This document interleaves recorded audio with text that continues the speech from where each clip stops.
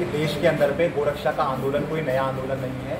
1857 में मंगल पांडे ने जो गोली चलाई थी, वो गोली चलाने का कारण केवल गौ माता के प्रति उनकी भावना थी। इस बात पर हम प्रकाशित करते हैं और हम सभी को ये बात पता है। और लेकिन आप देखिए 1947 में ये देश तो आज़ाद हो गया किसी भी तरीके से, लेकिन आज भी गौ माता को हम इस कत्ल के कलंक से आज़ाद नहीं कर पाए। उसकी दुर्गति आज भी नित्य होती जा रही है। 1966 में इसी आंदोलन को धर्म सम्राट करपात्री जी महाराज ने हमारी शंकराचार्य परंपरा के साथ खड़ा देश के अंदर किया।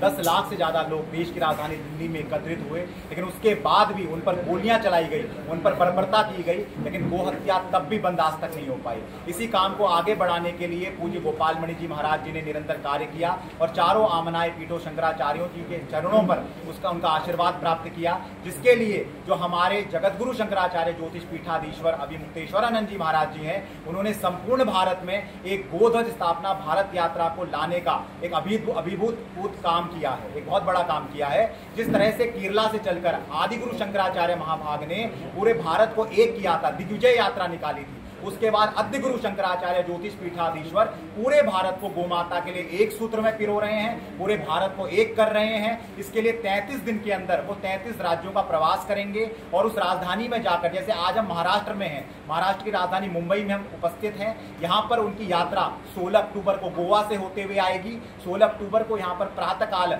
8:30 बजे से 12:30 बजे तक ये कार्यक्रम चलेगा, जिसमें गोध्वज की स्थापना की जाएगी। गोध्वज वही ध्वज है जो आदिगुरु शंकराचार्य जी ने केदारनाथ के शीर्ष पर स्थापित किया था, जिसमें नंदी का प्रतीक चिन्ह है और उसके नीचे एक सूत्र वाक्य है, गोमाता राष्ट्र माता। उसको शंकराचार्य भगवान हमारे मुंबई में उसको इंस्टॉल करेंगे, उसको यहाँ पर उसकी प्रतिष्ठा करेंगे।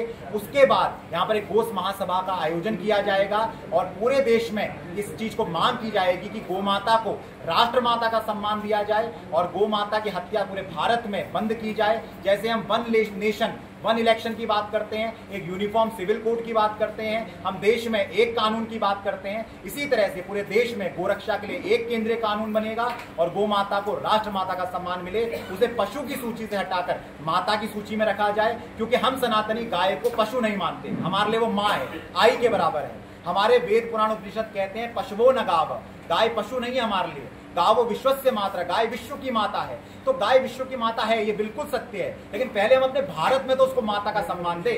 इसी काम को लेकर जगतगुरु शंकराचार्य भगवान निकले हैं, जिनके साथ भारत के करोड़ों सनातनी एक साथ खड़े हो रखे हैं। ये यात्रा 22 सितंबर को अयोध्या से प्रारंभ हुई, राम जन्मभूमि की परिक्रमा की गई और उसके बाद ये बिहार से चलती हुई आगे बढ़ते बढ़ते ये कलकत्ता होते पूर्वोत्तर राज्यों को करती हुई, कलकत्ता को करते हुए दक्षिण के राज्यों में प्रवेश लेगी और उसके बाद गोवा से होते हुए महाराष्ट्र की राजधानी मुंबई में आएगी। इसका प्रयोजन इतना सा साफ है कि अब देश में हम गोहत्या पर किसी को बर्दाश्त नहीं करेंगे।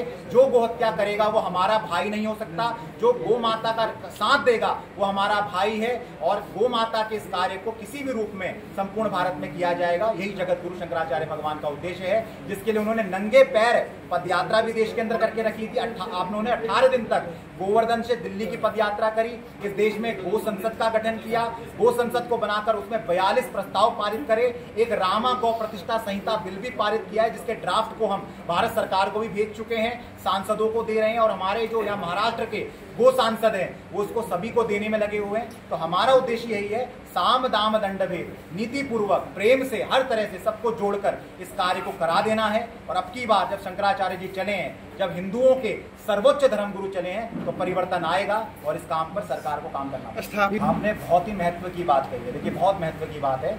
आपने जिस श्राप की बात करी, जो हमारे धर्म सम्राट यदि चक्र चूड़ामणि करपात्री जी महाराज, जो ये मान लीजिए शंकराचार्य भगवान, आज जितने शंकराचार्य हमारे चारों पीठों के आमनाए हैं वो लगभग उन्हीं के शिष्य हैं, लगभग। और चारों आमनाए पीठों के शंकराचार्य जो इतने बड़े उनके गुरु धर्म सम्राट रहे, जब एक गोभक्त पे भी ये कहा जाता है, अगर आंख लग जाती ना उस पर कोई समस्या आ जाए, एक सामान्य गोभक्त पर भी, तब भी उसका बहुत बुरा प्रभाव पड़ता है। और जो हमारे धर्म सम्राट हैं, अगर उनके इतने बड़े आंदोलन पर जब प्रहार किया गया, उसको कुचला गया, निर्दोष वहां पर गौ माता तक की हत्या हो गई थी, करपात्री जी महाराज जी ने ये कहा था कि चलिए हम पर तो आपने कुछ कर दिया, वो अलग बात है, लेकिन इस आंदोलन में गौ की भी बलिदान हुआ है, गाय की भी हत्या हो गई है।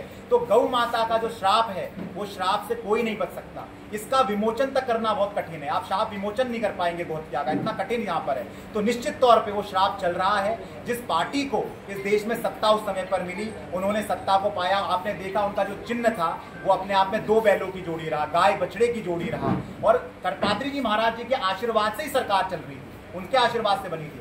आज भी हमारे जगतगुरु शंकराचार्य भगवान ने अपने आशीर्वाद से ही वर्तमान सरकारों को भी संचालित कर रहे हैं। उनके आशीर्वाद से सरकारें चल रही हैं, सबको वो आशीर्वाद देते हैं। लेकिन ये तो तय बात है, यहाँ पर शंकराचार्य भगवान तो संत हैं, संत हृदय हैं, वो तो विनम्र हो जाएंगे। लेकिन भगवती से जो टकराएगा, चाहे फिर वो कोई पार्टी हो, कोई दल हो, अगर उसका जो ध्यान नहीं देगा, जो गौ हत्या करेंगे, तो जितनी जल्दी गाय का नाम लेकर लोग बड़ा करते हैं ना, उतनी जल्दी गाय अपने आप में समाप्त भी होगा। स्थापना दिवस चाहता हूँ, जैसे 7 नवंबर 1966 में जो धर्म सम्राट जी ने जो आंदोलन किया था, उसी दिन में 7 नवंबर 2024 को 3 दिवसीय 7, 8, 9 नवंबर को देश की राजधानी दिल्ली में एक बहुत बड़ा आयोजन होने वाला है, उसी समय पर हो रहा है। और उसमें ये बात निश्चित कराई जा रही है सरकार से कि इस समय तक इस काम को कर दे, क्योंकि गो भक्तों का अब सब्र का बांध टूट चुका है और वो चाहते हैं किसी भी तरह गौ माता को राष्ट्रमाता का सम्मान दिया जाए।